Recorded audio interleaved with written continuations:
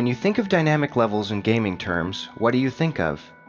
A lot of successful video games have touted the slogan dynamic environments. The Grand Theft Auto series uses randomized NPC spawning and scripts to create a realistically populated city for the player to enact mayhem within.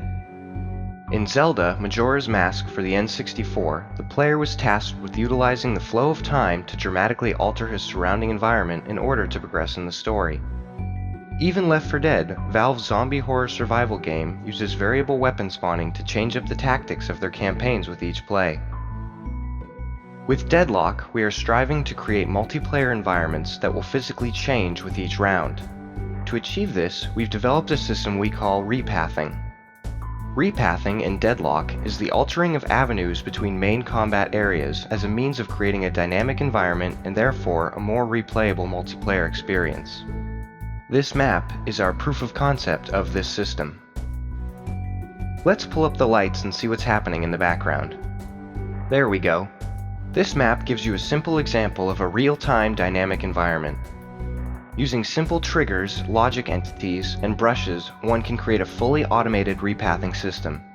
The darkened wall brushes are areas of the map that are being changed. These changes can be instantaneous, but for the purposes of demonstration, I felt a slower and more obvious change would be beneficial.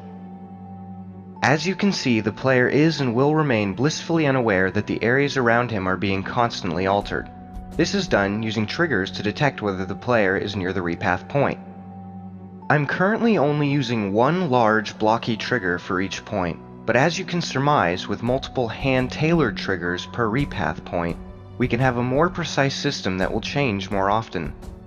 With enough time, one could also code into the Half-Life 2 source code a way of just detecting whether the players can see the area to be changed.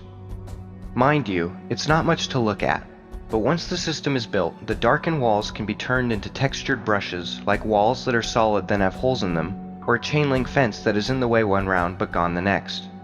The walls can also be made into dynamic prop entities that can be toggled on and off.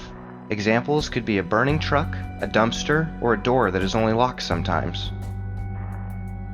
Our current plans for Deadlock are to build all of our maps with a basic, round-based repathing system. This would mean that whenever one of our maps are loaded or a new round starts, they will randomize each of their avenues between combat areas.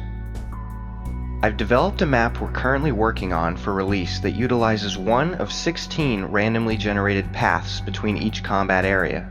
With 4 combat areas in a box formation, that's 64 paths, with a total of 65,536 unique randomizations of the map. We are still in talks about whether the system will be implemented in certain maps real-time so the map would constantly be changing. Beyond realism factors, such as how would changes be explained, we have to consider our zombies. Though they can navigate a repathed area, the result is buggy at best and requires hours of extra work on the mapper's part. We're currently working on coding our own artificial intelligence spawning and controlling systems into the Half-Life 2 source code.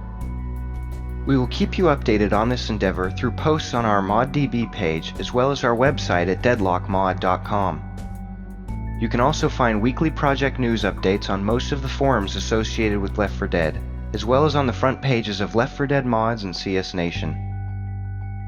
Thanks for watching this video from Deadlock. We're working diligently to bring you a quality modification.